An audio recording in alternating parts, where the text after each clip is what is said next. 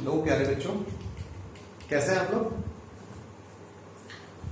हो lockdown time का सही यूज कर रहे होंगे, कुछ पबजी खेल के और कुछ पढ़ाई करके और कुछ चैटिंग करके। थोड़ा टाइम दीजिए जिससे बाद में आपको दिक्कत ना हो। बच्चों, हम लोग फिजिकल केमिस्ट्री में फर्स्ट चैप्टर ठोस अवस्था या सॉलिड स्टेट डिस्कस कर रहे थे और इनिशियल 2 स्मॉल वीडियोस में हमने आप लोगों को कैरेक्टरिस्टिक ऑफ सॉलिड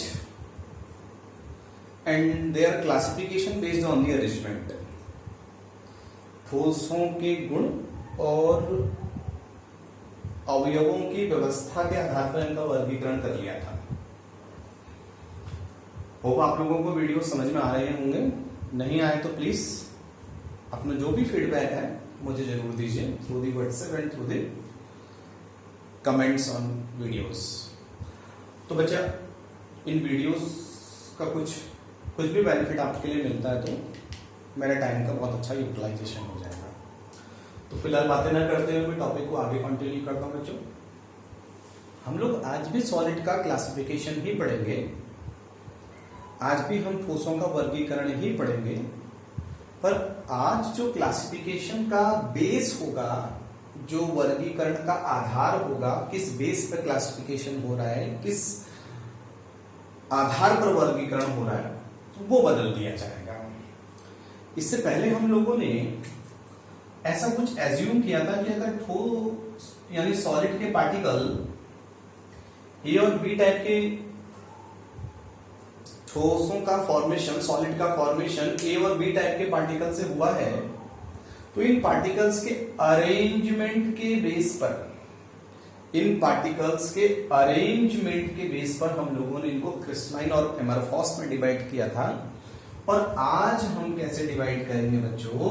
तो आज हम डिवाइड करेंगे on the basis of intermolecular force, inter atomic force between the particle of the solid. Simple language में मैं क्या कहना चाहता हूं कि आज हम किस आधार पर क्लासिफिकेशन कर रहे हैं, आज हम किस आधार पर वर्गीकरण कर रहे हैं, पहले इसको समझ लेते हैं। मान लीजिए कि मेरा सॉलिड है कॉपर पीस, तो अगर ये कॉपर पीस है तो कॉपर पीस में Cu Cu Cu Cu के बीच में अट्रैक्शन कौन सा है, इस बेस पर हम क्लासिफिकेशन कर रहे हैं। बाय द वे मैं बोलता हूं कि रॉक सॉल्ट है NaCl, तो NaCl में NaCl के बीच में कौन सा फोर्स वर्क कर रहा है, इस बेस पर हम क्लासिफिकेशन कर रहे हैं। सपोज मैं अगर बोलता हूं कि ये आइस है, वाटर है सॉलिड स्टेट में, तो यहां पर वाटर मॉलिक्यूल के बिटवीन कौन सा फोर्स वर्क कर रहा है, इस बेस पर हम क्लासिफिकेशन कर रहे हैं। तो शायद आपकी बात समझ में आ रही होगी। आज का जो क्लासिफिकेशन है, आज का जो वर्गीकरण है, वो इस आधार पर है, वो इस बेस पर है कि जिन पार्टिकल से हमारा क्रिस्टलाइन सॉलिड बना है, आई मीन कॉन्स्टिट्यूएंट पार्टिकल, उनके बिटवीन कौन सा फोर्स ऑफ अट्रैक्शन वर्क कर रहा है। Which type of force of attraction work between the particle of the crystalline solid? तो बच्चों, on the basis of nature of force, on the basis of nature of force between the particle, crystalline solids are further classified in 4 parts: ionic solid, covalent or network solid, metallic solid and molecular solid. अवयवों के बीच काम करने वाले आकर्षण बल के आधार पर हमने ठोसों को 4 भाग में बांटा हुआ है: आयनिक ठोस, सहसंयोजी ठोस, धात्विक ठोस और आणविक ठोस। क्लियर बच्चों? फिर से एक बार, क्रिस्टलाइन सॉलिड के अंदर जो पार्टिकल है उनके बीच में किस टाइप का फोर्स है, इसके बेस पर हम लोगों ने इसका 4 पार्ट्स में क्लासिफिकेशन किया हुआ है। अब क्या है बच्चा, इसमें सबसे पहला जो फोर्स ऑफ अट्रैक्शन है, इसमें जो फर्स्ट सॉलिड है which is ionic solid. Ionic solid 1 by 1 discuss करते हैं इनको। हिंदी में बोलते हैं आयनिक ठोस। आयनिक ठोस। तो बेटा, तो बच्चों यहां पर हमें क्या देखना है? हमें देखना है कि आयनिक सॉलिड यानी कि आयनिक ठोस किन कंस्टिट्यूएंट पार्टिकल से बनते हैं। किन अवयवों से बनते हैं, इनके अवयवों में कौन सा फोर्स ऑफ अट्रैक्शन है, इनके पार्टिकल्स में कौन सा फोर्स ऑफ अट्रैक्शन है। नेक्स्ट हम ये चेक करेंगे कि उस फोर्स ऑफ अट्रैक्शन की वजह से इसकी हार्डनेस कैसी है, सॉफ्ट है, हार्ड है। हम चेक करेंगे इसका मेल्टिंग पॉइंट, बॉइलिंग पॉइंट कैसा है, और हम चेक करेंगे इसकी कंडक्टिविटी कैसी है, और हम चेक करेंगे कि इन सॉलिड्स को, इन फोर्स ऑफ अट्रैक्शन को ब्रेक करने के लिए हमको कितने अमाउंट में एनर्जी की नीड है। तो ये चीजें हम सारे टॉपिक्स में डील करेंगे। तो सबसे पहले हम चेक करते हैं कि आयनिक सॉलिड किस टाइप के पार्टिकल से मिलकर बनता है। तो यहां पर जो अवयव का काम करते हैं, कंस्टिट्यूएंट पार्टिकल्स का काम करते हैं आयनिक सॉलिड के केस में, constituent particle, constituent particle, spelling देख लीजिएगा बच्चों, केमिस्ट्री के टीचर हैं। तो जो कंस्टिट्यूएंट पार्टिकल है, यहां पर जो कंस्टिट्यूएंट पार्टिकल है, इस पर जो कंस्टिट्यूएंट पार्टिकल है वो होते हैं बच्चा cations and anions, cations and anions, यानी कि ये दो टाइप के पार्टिकल से मिलकर बनता है, कैटायंस एंड एनायंस। और ये अपोजिट चार्ज फोर्सेस है, अपोजिट चार्ज पार्टिकल है, इनमें विपरीत आवेश है, और अपोजिट चार्ज आयंस के बीच में जो फोर्स वर्क करता है, फोर्स, इसको हम बॉन्डिंग फोर्स कह सकते हैं, बॉन्डिंग फोर्स, वो होता है बच्चों electrostatic force, electrostatic force of attraction, force of attraction, और रिपल्सन भी हो सकता है, डिपेंड करता है कि सब अपोजिट है कि सिमिलर चार्ज है। तो मैंने आपसे कहा कि ये कैटायंस और एनायन से मिलकर बनेगा, धनायन और ऋणायनों से मिलकर बनेगा, और अपोजिट चार्जेस से बनने की वजह से इनके बीच में जो अट्रैक्शन होगा उसको हम बोलेंगे electrostatic force of attraction.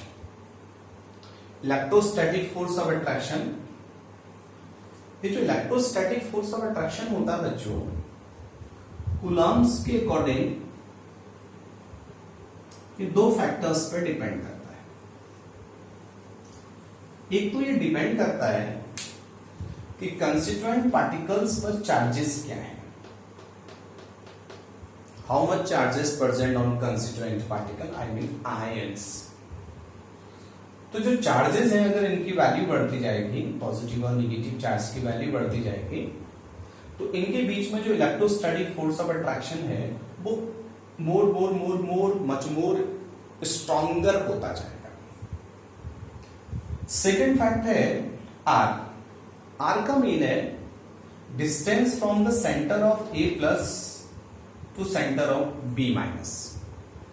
A plus के केंद्र से बी माइनस के केंद्र के बीच की जो दूरी है उसको हम आर बोल रहे हैं, जिसको हम यहां पर आयनिक त्रिज्या भी कह सकते हैं और आयनिक रेडियस कह सकते हैं। तो आयनिक रेडियस का वैल्यू अगर ज्यादा होगा तो फोर्स ऑफ अट्रैक्शन का वैल्यू कम होगा, आयनिक रेडियस का वैल्यू ज्यादा होगा तो फोर्स ऑफ अट्रैक्शन का वैल्यू कम होगा, और चार्जेस में वेरिएशन से फोर्स में उतना वेरिएशन नहीं आएगा जितना रेडियस में वेरिएशन से फोर्स में वेरिएशन आ जाएगा। फॉर्मूले वाइज अगर हम देखें तो चार्ज वेरी करने से भी फोर्स वेरी करेगा, and distance between the cations and anions भी अगर हम वेरी करते हैं तो भी फोर्स वेरी करेगा। But variation with respect to radius is much more than the variation with respect to charge, because यहां रेडियस के स्क्वायर पे डिपेंड कर रहा है। तो रेडियस में अगर सडन आप इंक्रीजमेंट करते हैं तो फोर्स में बहुत ज्यादा डिक्रीजमेंट हो जाएगा। इसलिए जनरली कई बुक्स में लिख दिया जाता है electrostatic force of attraction between cations and anions in ionic solid depends only on the ionic radius. Because charges में ज्यादा वेरिएशन, चार्जेस में वेरिएशन से फोर्स ज्यादा वेरी नहीं करता है। होप आपकी बात समझ में आ रही होगी। थर्ड पॉइंट हम देखेंगे बच्चा, हार्डनेस कैसी है इसकी, हार्डनेस कैसी। तो आप लोगों को मालूम है कि जो इलेक्ट्रोस्टैटिक फोर्स ऑफ अट्रैक्शन है काफी स्ट्रॉन्गर फोर्स ऑफ अट्रैक्शन है। अगर ये काफी स्ट्रॉन्गर फोर्स ऑफ अट्रैक्शन है तो ऑब्वियस है कि आयंस काफी क्लोजर अप्रोच करेंगे एक दूसरे के साथ, और जब आयंस काफी क्लोजर अप्रोच करेंगे एक दूसरे के साथ तो सॉलिड हार्ड होगा। सॉलिड कैसा होगा? हार्ड होगा। इसलिए जनरली जो आयनिक सॉलिड होते हैं वो हार्ड होते हैं, जनरली जो आयनिक सॉलिड होते हैं वो हार्ड होते हैं। फोर्थ हमारे पास है इसका मेल्टिंग पॉइंट। मेल्टिंग पॉइंट का मतलब होता है हमें इसे गलाना है, मेल्ट करना है। तो ऑब्वियस है कि अगर मैं किसी आयनिक सॉलिड को हीट करता हूं तभी मैं इसको मेल्ट कर पाऊंगा। और मेल्ट करने का फिजिकल मतलब क्या है कि कैटाइंस और एनाइंस के बीच का गैप बढ़ा देना है हमने, अपने आप ही ये मेल्ट हो गया। और गैप हम तभी बढ़ा पाएंगे जब हम फोर्स ऑफ अट्रैक्शन की वैल्यू बिटवीन द आयंस क्या कर पाएंगे? ब्रेक कर पाएंगे। तो जब हम between the ions force of attraction की वैल्यू ब्रेक करेंगे तभी हम इसको डिस्टेंस पे ले जा पाएंगे और ये लिक्विड स्टेट में चेंज कर पाएंगे, सिंपली बोलो तो मेल्ट कर पाएंगे। और इस फोर्स को ब्रेक करने के लिए हम लोगों को एक एनर्जी की रिक्वायरमेंट होगी जो हम टेम्परेचर से गेन करेंगे, और उसी टेम्परेचर को यहां पर हम क्या बोल रहे हैं? Melting point. ऑब्वियस है कि अपोजिट चार्जेस के बीच में फोर्स स्ट्रॉन्गर है तो separation required more energy. Separate करने के लिए हमको एनर्जी की ज्यादा नीड होगी, और अगर सेपरेट करने के लिए एनर्जी की ज्यादा नीड होगी तो ऑब्वियस है कि इनका मेल्टिंग पॉइंट काफी हाई होगा। तो high melting point, high melting point. तो जो आयनिक सॉलिड्स होते हैं इनका मेल्टिंग पॉइंट काफी ज्यादा होता है। इसके बाद बच्चों नेक्स्ट पॉइंट जो हमारे पास है, जो नेक्स्ट पॉइंट्स हमारे पास है वो है binding energy.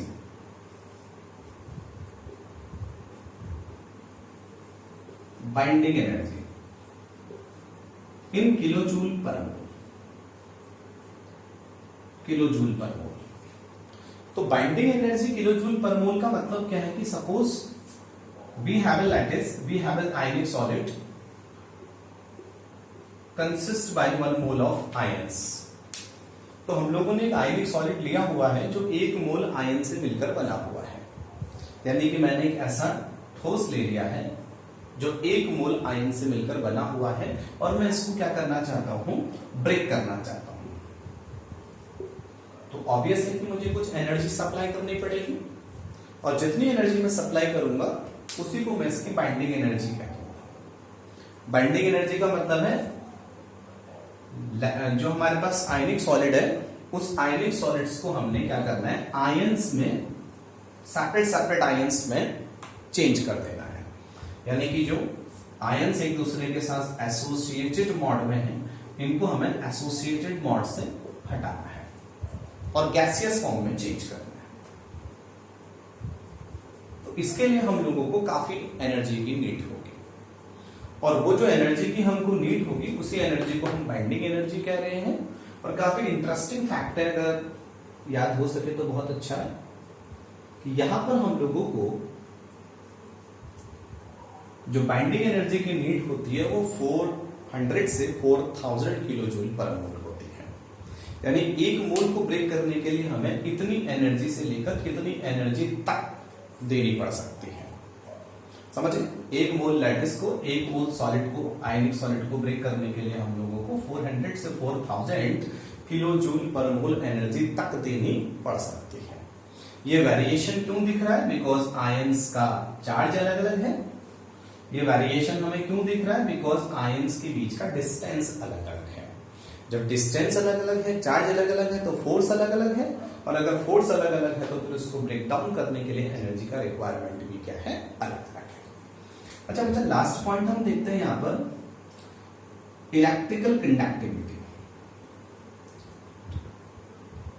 Electrical conductivity simple बोलूं तो आयनिक सॉलिड से होकर करंट पास होगा कि नहीं होगा। तो हम सिंपल बोलते हैं कि दीज आर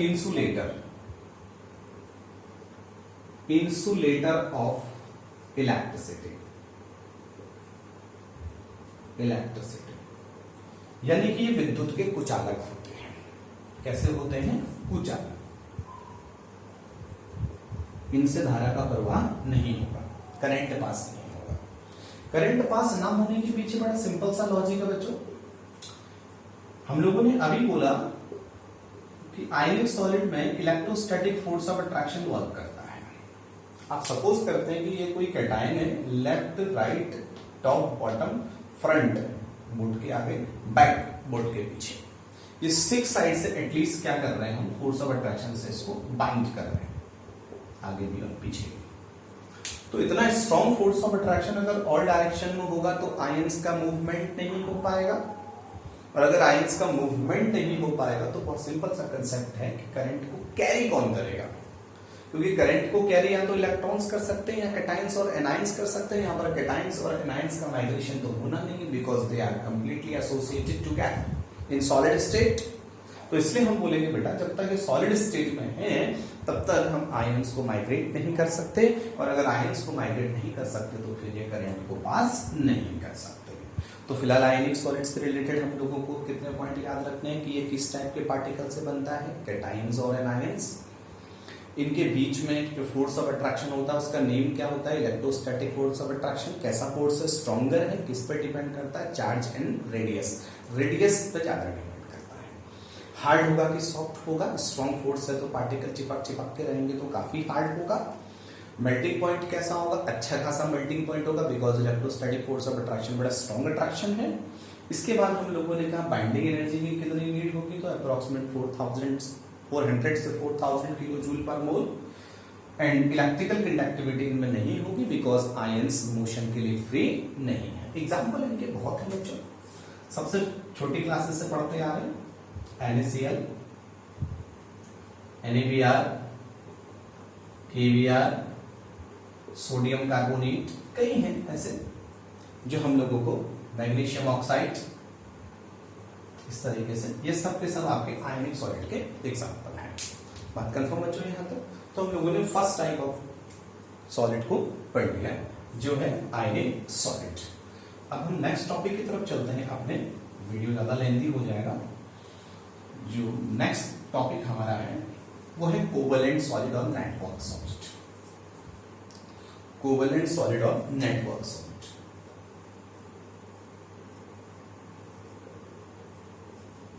कोवलेंट सॉलिड और नेटवर्क सॉलिड। हिंदी में बोले सहसंयोजी ठोस।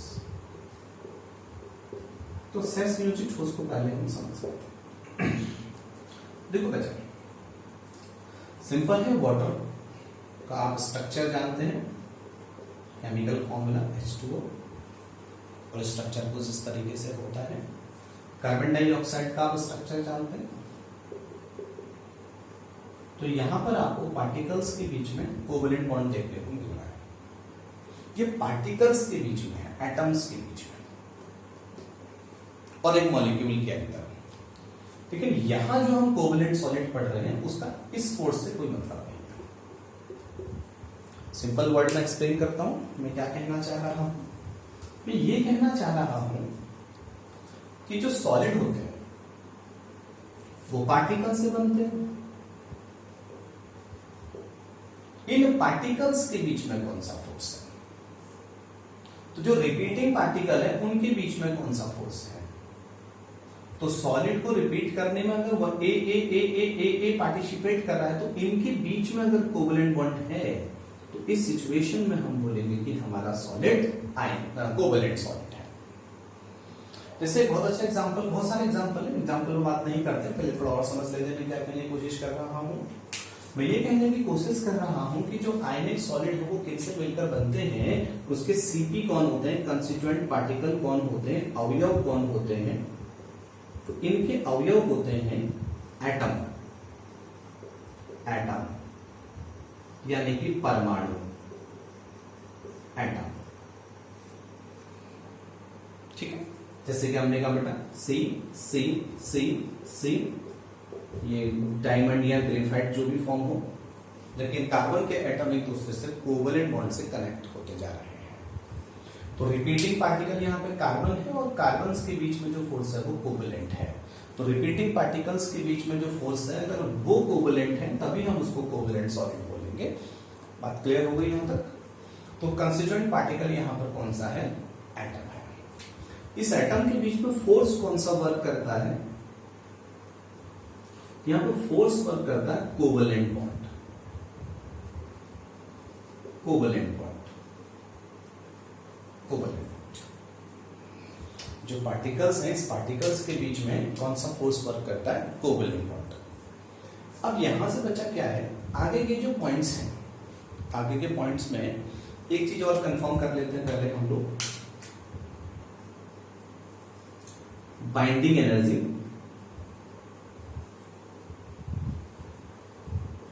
इन किलो जूल पर मोल। इनकी जो बाइंडिंग एनर्जी होती है, जो कोवलेंट सॉलिड्स हमारे पास हैं, इन कोवलेंट सॉलिड्स की जो बाइंडिंग एनर्जी होती है उसकी value near about 150 to 500 kilojoule per mole होती है। बात समझ में आ रही होगी आप लोगों को? बाइंडिंग एनर्जी में लास्ट टॉपिक में एक्सप्लेन कर चुका था। तो इनकी जो बाइंडिंग एनर्जी होती है 150 से 500 किलो जूल पर मोल होती है। अब रह गया हार्डनेस, मेल्टिंग पॉइंट, कंडक्टिविटी। उसको एक्सप्लेन करने के लिए हम इसको ऐसे समझते हैं कि जो कोवलेंट सॉलिड होते हैं, कोवलेंट सॉलिड, इसको हम फिर से दो पार्ट में डिवाइड कर सकते हैं। जो कोवलेंट सॉलिड हमारे पास है, नेटवर्क सॉलिड हमारे पास है, इनको हम फिर से दो पार्ट में डिवाइड कर सकते हैं। फर्स्ट है having 2D arrangement of particle, having 2D arrangement, और नेक्स्ट हमारे पास है हैविंग 3D arrangement। जो कोवलेंट सॉलिड है, कोवलेंट सॉलिड को हम दो पार्ट में डिवाइड कर सकते हैं। एक जिनमें पार्टिकल्स का, एटम्स का 2D अरेंजमेंट होता है, और एक ऐसा जिनमें एटम्स का 3D अरेंजमेंट होता है। थोड़ा समझते हैं। हम लोगों ने डायमंड का स्ट्रक्चर पढ़ा है छोटी क्लासेस में, तो उसमें कार्बन टेट्राहेड्रल शेप में होता है और इस तरीके से एक बिग मॉलिक्यूल्स का फॉर्मेशन करता है, जो कि 3D स्ट्रक्चर है। टेट्राहेड्रल प्लेन के बाहर, प्लेन के अंदर, दोनों में जाता है। लेकिन अगर हम बाय द वे ग्रेफाइट की बात करते हैं बच्चा, तो ग्रेफाइट में आप लोगों को मालूम होगा कि कार्बन का अरेंजमेंट कुछ ऐसा होता है, इस तरीके से, इस तरीके से अरेंजमेंट होता है। ये एक प्लेनर अरेंजमेंट है। तो हमने जो कोवलेंट सॉलिड्स हैं दो पार्ट में डिवाइड किया हुआ है। एक ऐसे पार्ट में डिवाइड कर रहे हैं जिनके अंदर 2D स्ट्रक्चर फॉर्म कर रहे हैं एटम्स, और सेकंड पार्ट ऐसा पार्ट है जिसमें एटम 3D अरेंजमेंट शो कर रहे हैं। अब थोड़ा सा हम समझते हैं बच्चों, जहां पर 2D अरेंजमेंट होता है, जहां पर 2D अरेंजमेंट होता है वहां पर लेस हार्डनेस होती है, लेस हार्डनेस होती है। जबकि जहां पर 3D अरेंजमेंट होता है रिलेटिवली मोर हार्डनेस होती है, मोर हार्डनेस होती है। जिनमें पार्टिकल्स के बीच में 2D अरेंजमेंट होगा वो कम हार्ड होगा, जहां 3D अरेंजमेंट होगा वो ज्यादा हार्ड होगा। यानी कि ग्रेफाइट आपका कम हार्ड होगा, डायमंड आपका ज्यादा हार्ड होगा।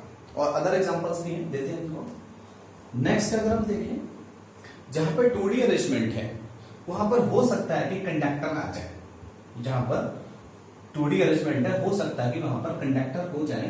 मैं बैड कंडक्टर लिख दे रहा हूं, बैड कंडक्टर्स।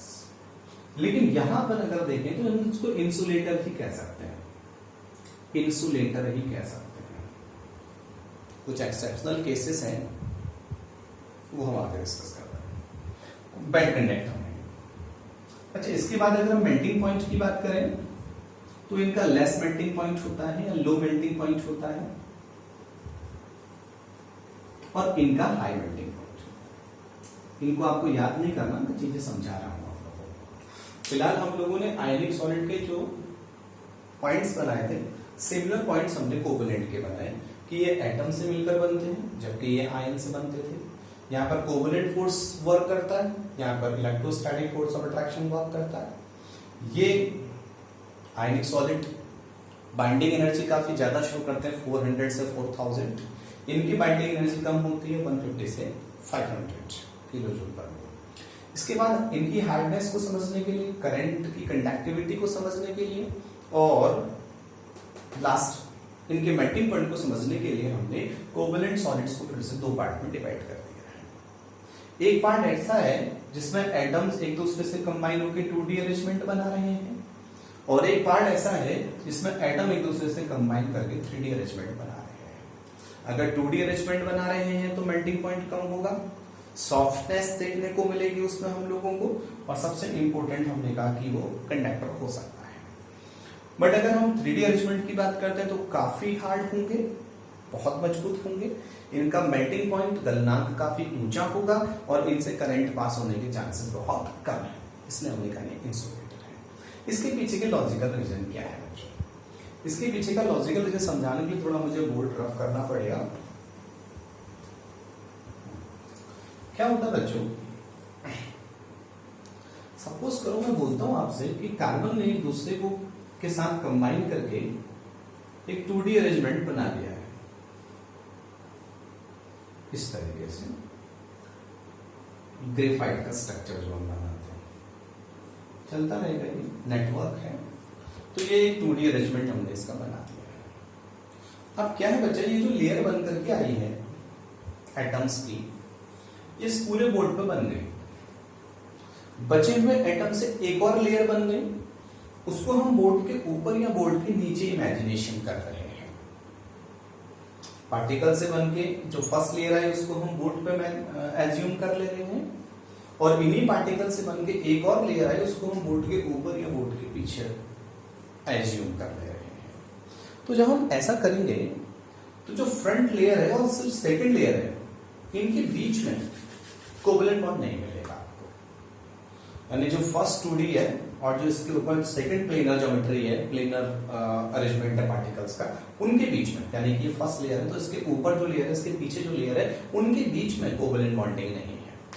और वहां पर अगर कोवेलेंट बॉन्डिंग नहीं है तो वहां वंडरवॉल फोर्स ऑफ अट्रैक्शंस होंगे, और वो वंडरवॉल फोर्स ऑफ अट्रैक्शन बड़े वीक होते हैं, यानी कह सकते हैं उन्हीं वंडरवॉल फोर्स ऑफ अट्रैक्शन की वजह से एक लेयर को दूसरे लेयर के ऊपर स्लाइड भी करा जा सकता है, और जब हम हीट करेंगे तो ये पार्टिकल्स के बीच का बॉन्ड बाद में ब्रेक होगा, लेकिन जो लेयर्स के बीच का फोर्स है वो ब्रेक हो जाएगा। बातें कंफर्म हो रही, मैं क्या कहना चाह रहा हूं? एटम्स के बीच का फोर्स बाद में ब्रेक होगा, लेकिन जो लेयर्स है, लेयर्स के बीच का फोर्स पहले ब्रेक हो जाएगा। तो लेयर्स के बीच में वंडरवॉल फोर्स ऑफ अट्रैक्शन होने की वजह से ही इनके अंदर लेस हार्डनेस होती है, और इसी वजह से इनका जो मेल्टिंग पॉइंट है वो क्या होता है, कम होता है। बात कंफर्म बेटा? लेकिन यहां पर क्या होगा, 3D अरेंजमेंट है, तो 3D अरेंजमेंट है तो इसी से एक पार्टिकल आएगा, इसी से कार्बन का पार्टिकल आएगा, जो फोर्थ बॉन्ड कार्बन का रहेगा 1 2 3, एक और आएगा 4, वो आगे की चेन फॉर्मेशन स्टार्ट कर देगा। इससे क्या आएगा, वो पीछे का स्टार्ट कर देगा। सिमिलरली हर कॉर्नर से आगे पीछे चलता रहेगा, तो इसका मतलब ऊपर का और नीचे का भी एक दूसरे के साथ किससे कंबाइन होगा, कोवेलेंट बॉन्ड से कनेक्ट होगा। जब ऊपर का आइटम और पीछे का आइटम एक दूसरे से कोवेलेंट बॉन्ड से कनेक्ट होगा तो उसको ब्रेक डाउन करने के लिए एनर्जी की नीड वगैरह ज्यादा होगी, मेल्टिंग पॉइंट काफी ज्यादा होगा और हार्ड भी ज्यादा होंगे, क्योंकि कोवेलेंट बॉन्ड रिलेटिवली बहुत स्ट्रांग होते हैं एज कंपेयर टू वंडरवॉल। तो 2D में लेयर्स के बीच का अरेंजमेंट, 2D में लेयर्स के बीच का फोर्स बड़ा वीक फोर्स है, और 3D में लेयर्स है ही नहीं। 3D में जो आपका प्लेनर पार्टिकल है वो अपने ऊपर और अपने नीचे बॉन्ड फॉर्म करके 3D ज्योमेट्री का फॉर्मेशन कर ले रहा है। क्लियर बचा यहां तक? कोई दिक्कत तो नहीं। बेड कंडक्टर और इंसुलेटर, यहाँ पर ग्रेफाइट का अगर हम एक्सेप्शनल केस लेके चले तो आपको मालूम है कि कार्बन के 4 बॉन्ड्स में से मैंने 3 बॉन्ड शो किए हैं, 1 2 3। जो 4th इलेक्ट्रॉन है वो अभी फ्री पड़ा हुआ है, और वो फोर्थ इलेक्ट्रॉन जब ईच कार्बन पे होगा तो वही करंट को कैरी करने का काम करेगा। बाकी इलेक्ट्रॉन तो बाइंड हो चुके हैं और बाइंड इलेक्ट्रॉन कभी भी करंट को फ्लो नहीं करते, उसके लिए बॉन्ड ब्रेक करना पड़ेगा। लेकिन बॉन्ड ब्रेक करने से पहले ही जो लेफ्ट इलेक्ट्रॉन है वो फ्लो करना स्टार्ट कर देगा, और अगर वो फ्लो करना स्टार्ट कर देगा तो वो कंडक्टिविटी का कॉज बन जाएगा। क्लियर बच्चों? और यहां पर तो हम लोगों को मालूम है कि इसका कार्बन अगर इलेक्ट्रॉन फ्री ना होकर अगर आगे बॉन्ड फॉर्म कर लेता है या पीछे बॉन्ड फॉर्म कर लेता है तो फिर से एटम्स क्या हो जाएंगे, पेयर अप हो जाएंगे बिटवीन टू एटम। फिर से इलेक्ट्रॉन क्या हो जाएंगे, between two atom pair up हो जाएंगे। और अगर electron between two atom pair up हो जाएंगे तो ऐसे सिचुएशन में बच्चों फिर इलेक्ट्रॉन फ्री नहीं मिलेंगे। इलेक्ट्रॉन फ्री नहीं मिलेंगे तो फिर आपको मालूम है कि करंट पास करना थोड़ा सा पॉसिबल नहीं हो पाएगा एट लो टेम्परेचर। तो बच्चा फिलहाल तो ही चीजें क्लियर करते हैं, वीडियो लेंथी हो जाएगा। मैं आज ही बाकी के 2 टॉपिक्स को आपको नेक्स्ट वीडियो में प्रोवाइड करता हूँ। Okay, bye bye, take care.